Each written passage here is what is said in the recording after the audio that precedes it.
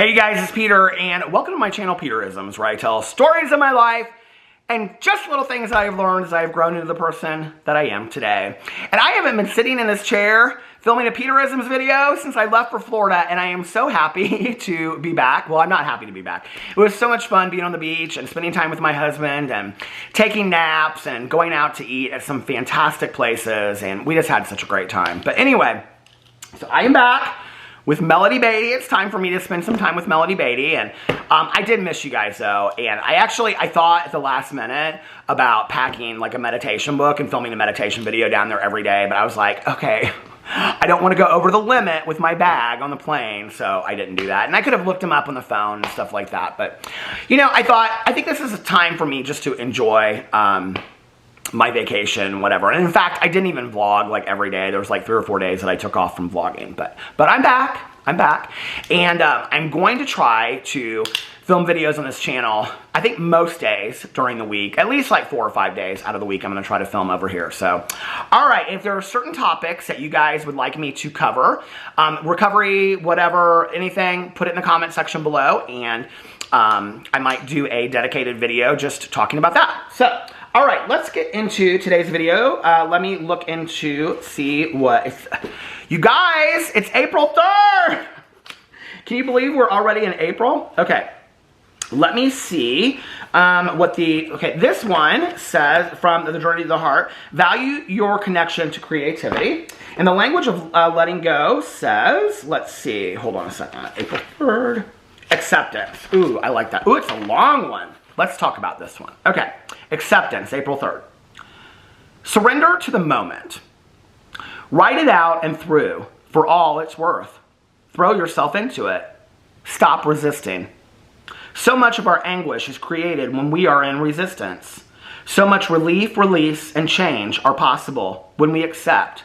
Simply accept. We waste our time, expend our energy, and make things harder by resisting, repressing, and denying. Repressing our thoughts will not make them disappear. Repressing a thought already formed will not make us a better person. Think it, let it come into reality, then release it. A thought is not forever. If we don't like it, we can think another one or change it. But to do that, we must accept and release the first thought. Resistance and repression will not change a thing. They will put us at war with our thoughts. We make life harder by resisting and repressing our feelings. No matter how dark, how uncomfortable, how unjustified, how surprising, how inappropriate we might deem our feelings, resisting and repressing them will not free us from them. Doing that will make them worse. They will swirl inside us, torment us, make us sick, make our body ache, compel us to do compulsive things, keep us awake, or put us to sleep. In the final analysis, all that we're really called on to do is accept our feelings by feeling them and saying, yes, this is what I feel. Feelings are for the present moment. The more quickly we can accept a feeling, the more quickly we will move on to the next. Resisting or repressing thoughts and feelings does not change us or turn us into the person we want to be or think we should be. It puts us in resistance to reality. It makes us repressed. Eventually, it makes us depressed. Resisting events or circumstances in our life does not change things, no matter how undesirable the events or circumstances may be. Acceptance turns us into the person we are and want to be. Acceptance empowers the events and circumstances to turn around for the better. What do we do if we're in resistance, in a tug of war with some reality in our life? Accepting our resistance can help us get through that too. Acceptance does not mean we're giving our approval. It does not mean surrendering to the will and plans of another. It does not mean commitment. It is not forever. It is for the present moment. Acceptance does not make things harder. It makes things easier. Acceptance does not mean we accept abuse or mistreatment. It does not mean we forego ourselves, our boundaries, hopes, dreams, desires, or wants. It means we accept what is. So we know what to do to take care of ourselves and what boundaries we need to set. It means we accept what is and who we are at the moment. So we are free to change and grow. Acceptance and surrender move us forward on this journey. Force does not work. Acceptance and surrender. Two concepts that hurt the most before we do them. Today I will practice accepting myself and my present circumstances. I will begin to watch and trust the magic that acceptance can bring into my life and recovery. Interesting meditation, and I think to some degree kind of confusing. Like as I was reading it, I was kind of like, I'm a little, what's going on here? But I love this very last line that it says, acceptance and surrender, two concepts that hurt the most before we do them. You know, it's interesting to me when I sit in meetings and the topic of acceptance comes up, right?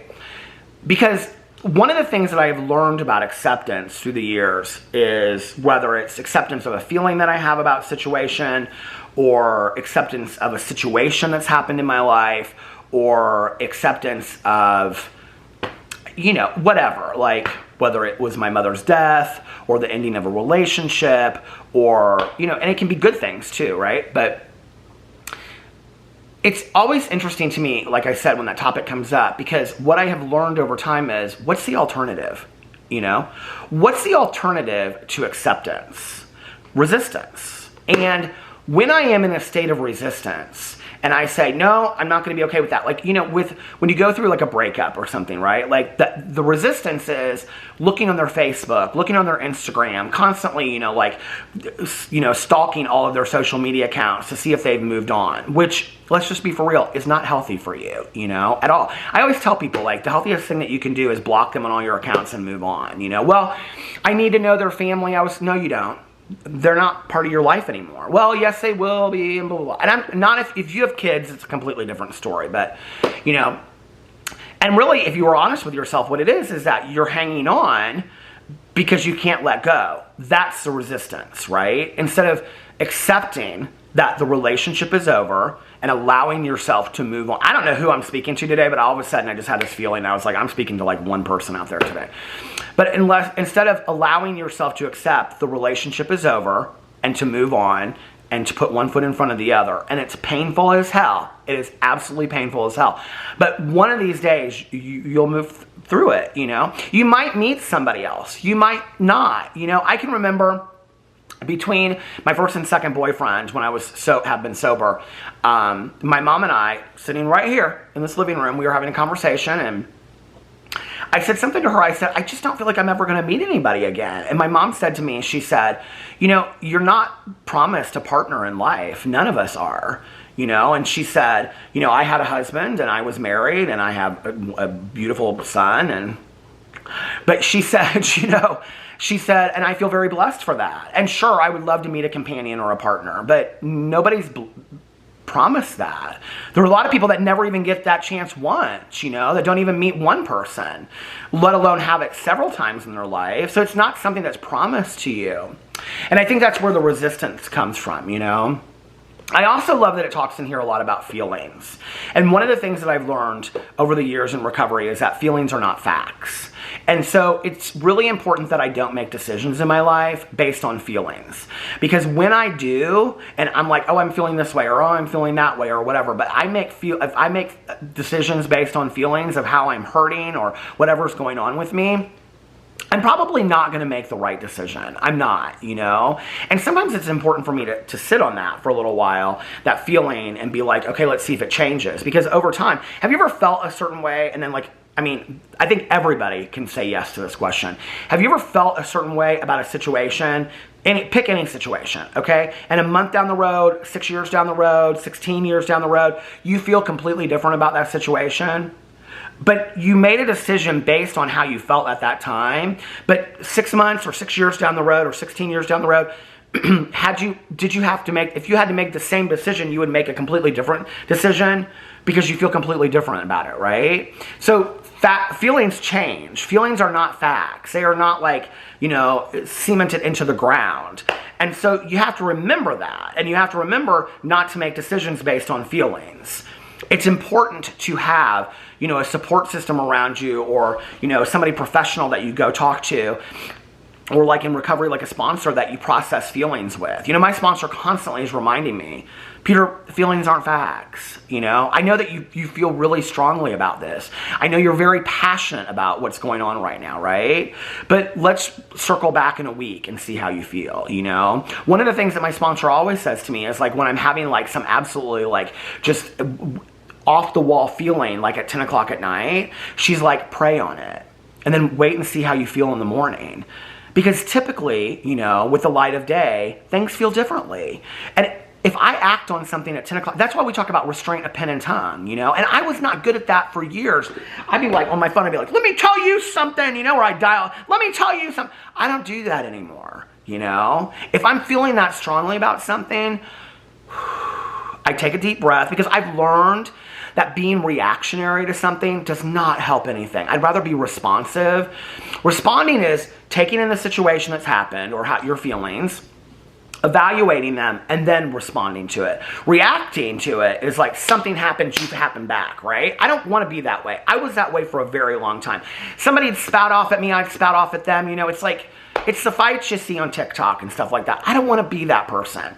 The emotional roller coaster that goes along with that is not worth it to me. And it's definitely not worth it to me to be right. I'd rather be happy than be right. I just don't care. I just don't care.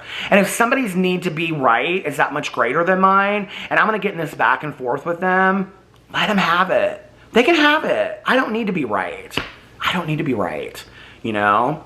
Because I know I'm right anyway. No, I don't, you know? And what's so crazy about it is, sometimes like a week later, I'll look back and I'll go, they were right. They really were, you know? I just didn't know it at that time because I felt so strongly because I was so heated in that moment about what was going on. So I think this meditation is great. And I think it's about, you know, talking about the difference between like surrender or acceptance and resistance, you know? And, you know, I think acceptance is the first part of that and saying, okay, what's happened has happened. You know, it's like Oprah's definition of forgiveness, you know? That accepting that what happened, happened, you know? And not that you can change it, not that it was right, but it happened. Now what are you going to do so that you're not held hostage to that? And allowing yourself to move forward and to move through the pain. I want to move through the pain. I don't want to be stuck. I don't want to be stuck in pain and flipping through somebody's Instagram. I don't want that. Like, that hurts. That stuff hurts so bad. I don't want that. And I don't think you do either. And I don't want it for you, you know? So anyway, let me know what you think about all of that in the comment section below. I love you guys, and I will see you tomorrow. Bye.